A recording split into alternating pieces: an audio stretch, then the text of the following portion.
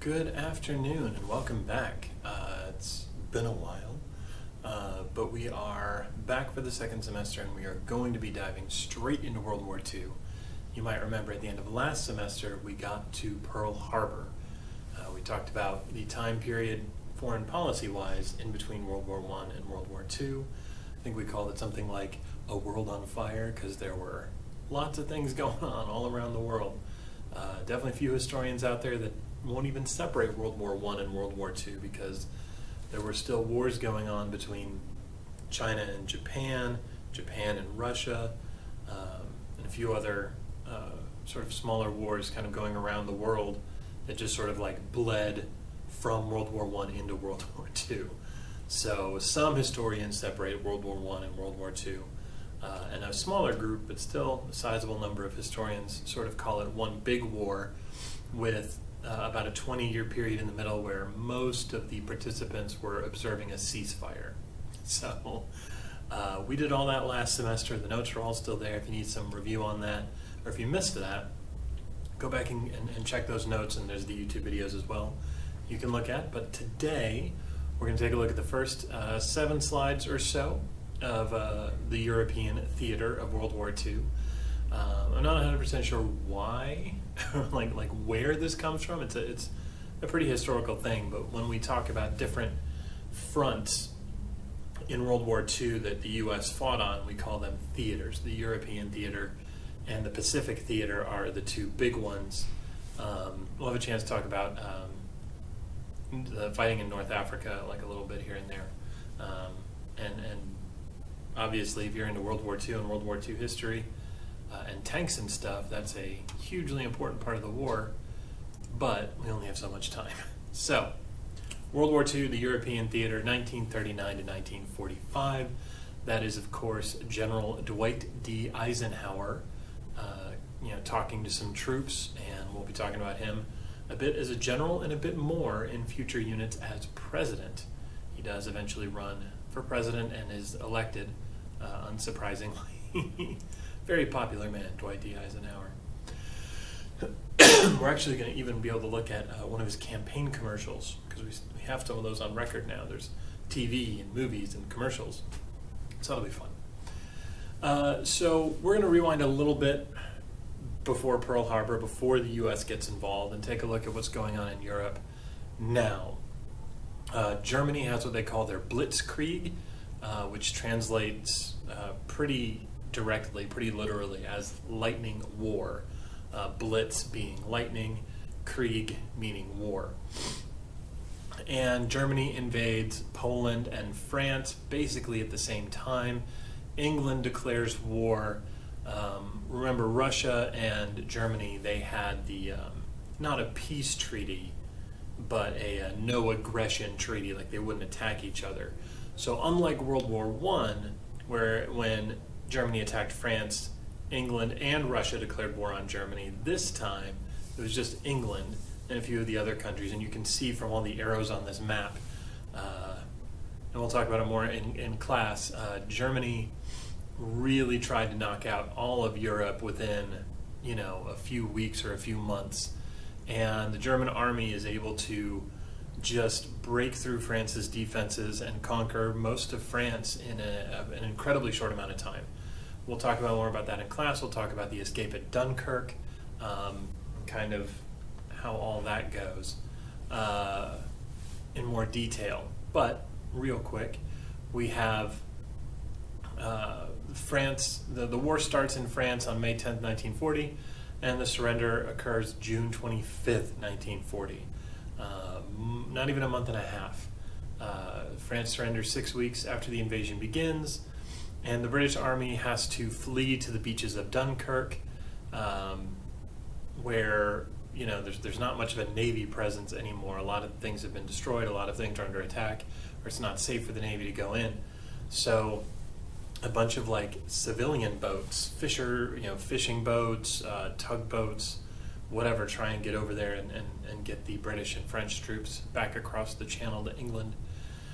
And there's a picture of Hitler and the leadership of the Nazi army marching in front of the Eiffel Tower. And And this whole time period from here to the end of the war, there is a Nazi government in charge of France. Vichy France is what it's referred to in history books. We're not going to spend a ton of time on it because it's U.S. history this year, world history. We would have spent a little bit more time on it last year, but kind of a big deal. Now, you might remember from like 2 slides ago when I mentioned that Germany and Russia had that agreement, right? They had their non-aggression pact, and they'd had that since 1939. Well, June 22nd, 1941, Germany says, we're done with that. We're going to go ahead and conquer Russia now, and we're going in the summer, June 22nd. If you're going to invade Russia, you're going to want to do it in the summer. So Germany does this for really one main reason. They conquered France, and the Western Front was basically done. Now, they hadn't conquered England, but England and the rest of Europe are separated by that channel. There's water in between the two. And Germany didn't need to keep their whole army there to keep England, out of France. So they could take a good chunk of their military and move it out east to fight Russia. So England's trapped on their island. France has already surrendered. Poland surrendered, and most of the Scandinavian countries have surrendered by this point.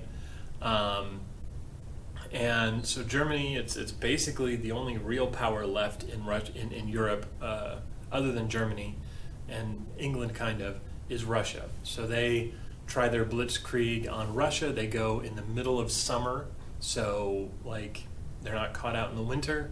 But a lot of the early battles take a lot longer in Russia than they did in France. And we'll talk about some of this in class. Again, we're focused more on the U.S. involvement in the war because it's a U.S. history, but this is just kind of setting the stage.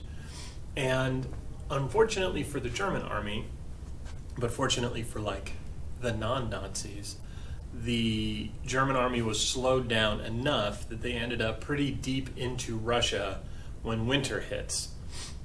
So winter, the German army had made it in the summer. They had their basic uniforms with them. They didn't have a lot of cold weather uniforms. And the Russians, whenever they had to abandon a location and retreat further back into Russia, they would either burn down the towns, make sure there was no supplies for the Germans to take, and sometimes they'd even, deconstruct an entire factories, load them up onto trains and send them deeper into Russia so they could keep the factory and keep using those to churn out guns and ammunition and tanks and stuff, and the Germans weren't able to capture those factories. It's a pretty wild conflict. There's books, there's movies, Enemy of the Gates, ton of really cool stuff about this time period if you're into it. So general winter is sort of the idea that the Russian winter will do a lot to protect Russia. It's not a person, it's not a guy's name. It's just the fact that invading armies tend to get slowed down and killed by the Russian winter. And even with winter going, the German army pushed forward all the way to Stalingrad, laid siege to the town, and were not able to get the Russian army to surrender, and they started starving and they started freezing, and they had to end up retreating out of Russia. And this is sort of the midway point in the Eastern Front in World War II. This is when the Russians are able to start pushing back against Germany and start pushing into Germany itself. Now that does come at the cost of 25 million Soviet casualties. This is,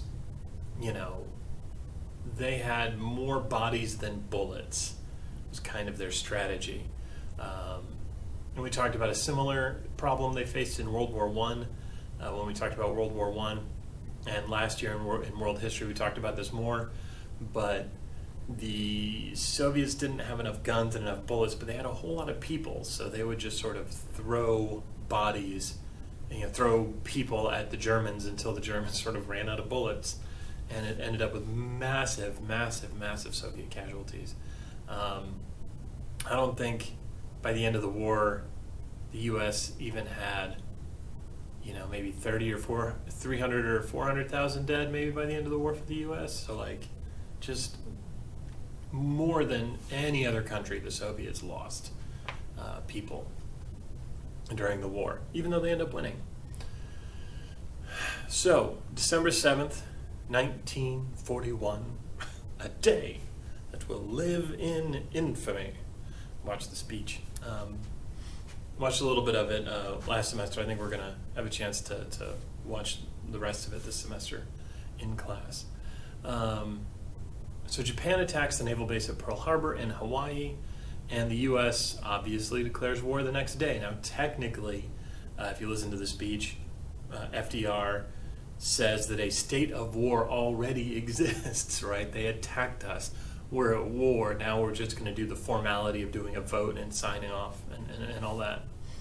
And so now we have to fight a war on two fronts, because Japan and Germany are allies. So when we declare war on Japan, Germany declares war on us. So we have the fight in Europe, the European theater, and the fight in the Pacific theater against Japan.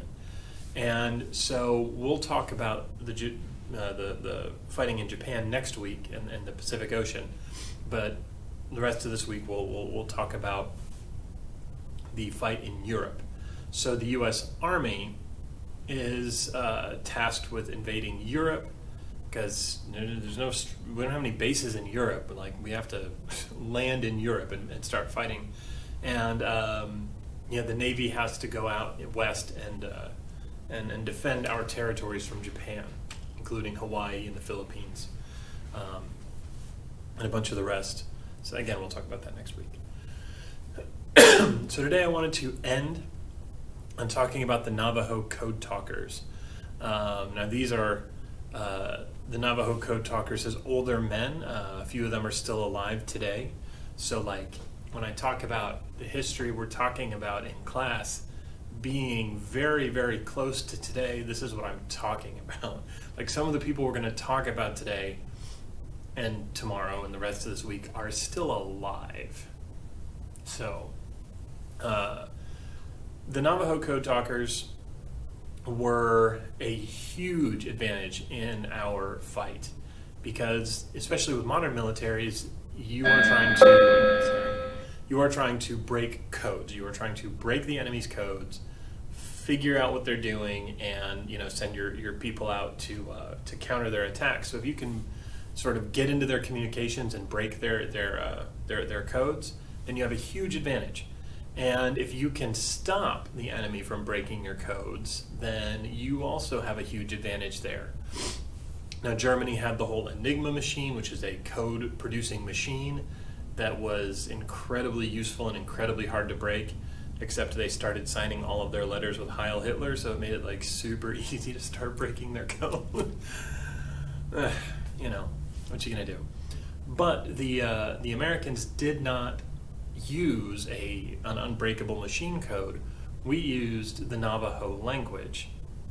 So we had native Navajo speakers stay back at Central Command, and we'd have some of them go out with naval units, Army units, infantry units, and for messages that would be just, the consequences would be terrible if they fell into the wrong hands, we would use the Navajo. We'd have the native Navajo speaker back at base and the native Navajo speaker out in the field communicate using Navajo. So it's not a code so much as it is just a different language. And the Germans and Japanese never broke the code because they didn't have any Navajo speakers. Now the funny thing is, Germany had actually seen the U.S. do a similar thing in World War I. It wasn't very widespread. It was just a couple of natives from a couple of different tribes. And so they actually sent some German anthropologists to come out and study some native languages in between World War I and World War II, just in case we tried this trick again. But they didn't send anyone to learn the Navajo language. So, oops. So the Navajo Code Talkers, hugely important in our victory in World War II. We still might have won without them, but we would have suffered a lot more casualties. It would have been a lot tougher, and would have been a pretty rough day. So tomorrow we are going to pick up with defending at sea, attacking by air, and going through the end of the war in Europe. So if you have any questions about this, we'll start class tomorrow with the attendance check, and then after that, I'll take questions on this, and then we'll get onto the digital notebook. So bring your questions to class. If you just want some clarifications on things, if you just want to kind of go into more detail on things, we'll have time in class. So write your question down, bring it to class tomorrow, we'll get to it. Have a good one. If you have anything you need, get in touch. Still don't know how to end these videos. I'm not trying to get likes or subscribes. So, I don't know, go do the dishes. Surprise. Surprise the people you live with. Just go get the dishes done, without anyone asking. So, so instead of like, comment, and subscribe, go do the dishes and then clean up your room. All right, I'm going to end the video here.